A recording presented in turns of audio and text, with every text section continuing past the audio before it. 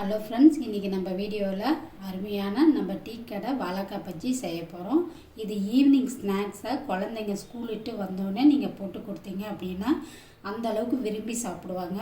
எண்ணெய் பிடிக்காமல் நம்ம எப்படி செய்யலாம் அப்படின்றத பார்க்கலாம் வாங்க. அதுக்கு ஃபஸ்ட்டு நந்தி பிராண்ட் கடலை மாவு 2 கப் அளவுக்கு எடுத்திருக்கேன்.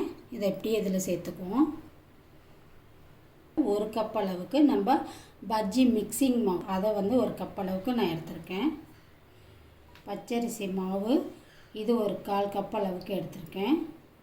1/4 டீஸ்பூன் அளவுக்கு சீரகம். கார்ன்ஃப்ளவர் இதில் சேர்த்துக்க போகிறேன். கார்ன்ஃப்ளவர் நான் எதுக்கு சேர்க்குறேன் அப்படின்னா, நான் சொன்னேன் இல்லைங்களா, அதாவது எண்ணெய் குடிக்காமல் இருக்கும் அப்படின்னு. இந்த டிப்ஸை நீங்கள் ஃபாலோ பண்ணி பாருங்கள். கண்டிப்பாக நம்ம செய்கிற பஜ்ஜி சுத்தமாக எண்ணெய் குடிக்காமல் இருக்கும். கொஞ்சமாக பெருங்காயம், 1/4 டீஸ்பூன் அளவுக்கு நம்ம பலகாரத்துக்கெலாம் யூஸ் பண்ணுவோம் பார்த்தீங்களா, சோடாப்பு, அது டேஸ்ட்டுக்காக நம்ம தேவைக்காக நம்ம உப்பு சேர்த்துக்குவோம்.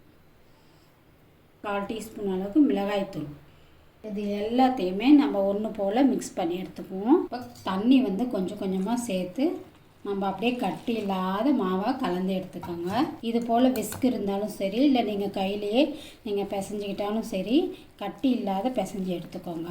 இது போல் கரெக்டான பக்குவத்தில் நீங்கள் கலந்து எடுத்துக்கோங்க. இப்போ பஜ்ஜி போட்டு எடுத்துக்கலாம். நம்ம வாழைக்காயில் இருக்க இந்த 2 சைடுமே நமக்கு தேவைப்படாது. இது 2மே கட் பண்ணி எடுத்துக்கலாம்.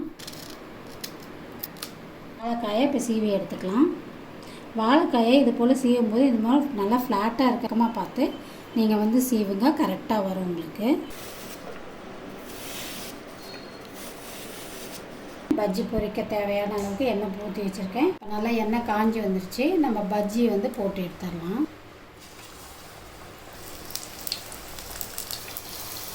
அப்படியே பஜ்ஜியை பார்த்திங்கன்னா ஒன்றா அப்படியே திருப்பிக்கோங்க. நம்ம டீ கடை வாழைக்காய் பஜ்ஜி அருமையாக நல்லா கலர்ஃபுல்லாக ரெடியாகி வந்துருச்சு. எடுத்துருவோம். துளி கூட அந்த பஜ்ஜியில் எண்ணெயில் பார்த்தீங்களா.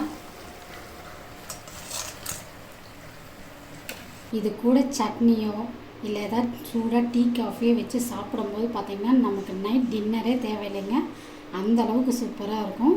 இது போல் நீங்களும் வீட்டில் ட்ரை பண்ணி பார்த்துட்டு மறக்காமல் நம்ம சேனல் கமெண்ட் பண்ணுறது மட்டும் இல்லாமல் சப்ஸ்கிரைபும் பண்ணுங்கள். மற்றவங்களுக்கும் ஷேர் பண்ணுங்கள். தேங்க்யூ.